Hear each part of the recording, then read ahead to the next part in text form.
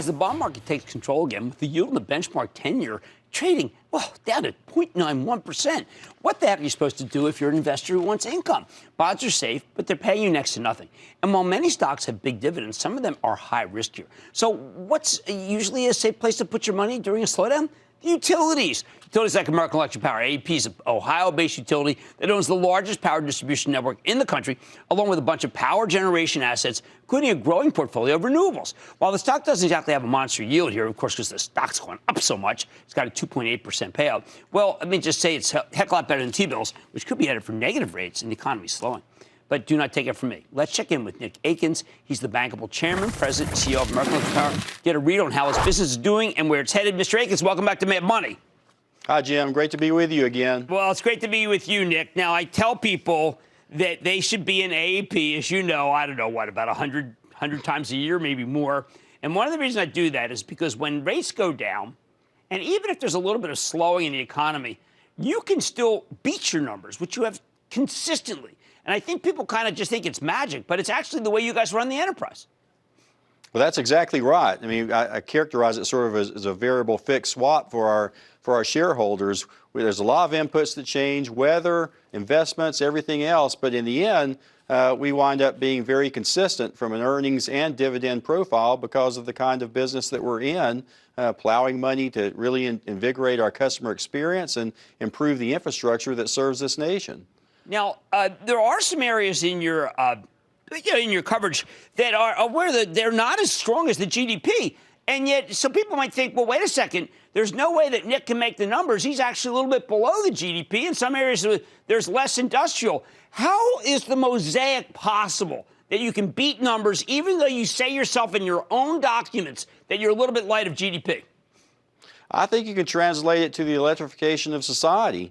I mean, we see transportation growth with electric vehicles. We see, obviously, different sectors of the economy throughout this nation. We serve a large footprint of the nation with a very diverse set of load profile characteristics in that, with our residential, commercial, and industrial customers, and sectors within that economy continue to grow considerably.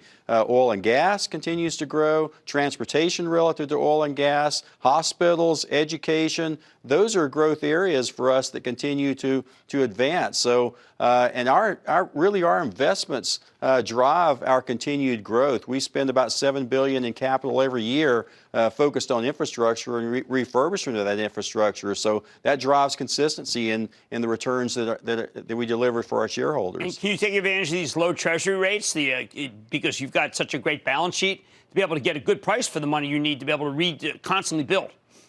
Oh, that's right. There's certainly a balance sheet expectation there that we deploy capital in a very efficient sense, and we have plenty of places to deploy that capital. As you said, the largest transmission system, the largest distribution, and certainly with what's going on with the advent of renewables and clean energy technology, there's plenty of areas for growth that we're investing in. All right, so Nick, let's say we close the schools in your area. Let's say people are supposed to work at home in your area. How will that impact American Electric Power? Well, it's really interesting because we have the most margins in our residential sector. So if people are actually working from home, we may actually financially be very secure from that perspective because of the margins that we get from the residential versus commercial and industrial. So as we look at our economy, and actually we haven't seen that much impact to our economy because most of the coronavirus activities would occur in large metropolitan areas, and we're more mid-sized cities and rural areas. So we'll probably see much more resiliency in our territory as a result of this ongoing coronavirus issue. No, I want to ask you about a niche business and whether that could threaten AEP someday. We have a Generac on, which is you take solar power and you are able to put it in a battery. It's niche now. Is this something that AEP worries about, that they see individuals kind of disintermediating AEP and having their own electricity? No, absolutely. We plan on being a part of that. We're putting in microgrids. We just put in a solution at Notre Dame in partnership with Notre Dame, a solar facility. We're actually doing that around the country in 38 states.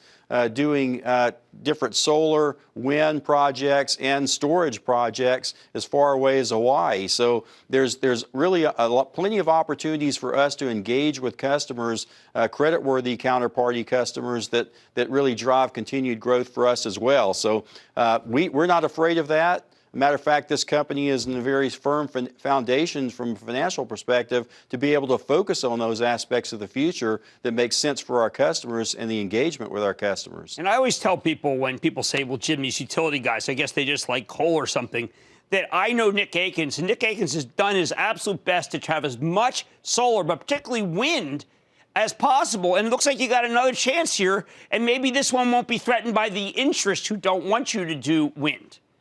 Yeah, our North Central project in Arkansas, Louisiana, Texas, and Oklahoma, that is well on its way. We got approval in Oklahoma. We expect to get approval in Arkansas and Louisiana as well, and certainly Texas most likely will follow, hopefully. So, but even that project now is at a point where that project is a go, and it's the fourth largest in the world if you take all three of these projects together. So very definitely on the regulated side of our business, the transition that's occurring to a clean energy economy with renewables and other activities are certainly coming into play. All right. Well, look, let's leave it there because that's about the most hopeful thing I've heard in the last few weeks. That's Nick Akins. He's Chairman, President, and CEO of American Electric Power. Nick, always great to see you. Thanks, Jim. See, there are stocks you can own. I've been saying that there is a bull market in utilities. I know you want a bull market in the industrials, or maybe you want a bull market in the banks. You got to take it where you can get it. Stick with Cramer.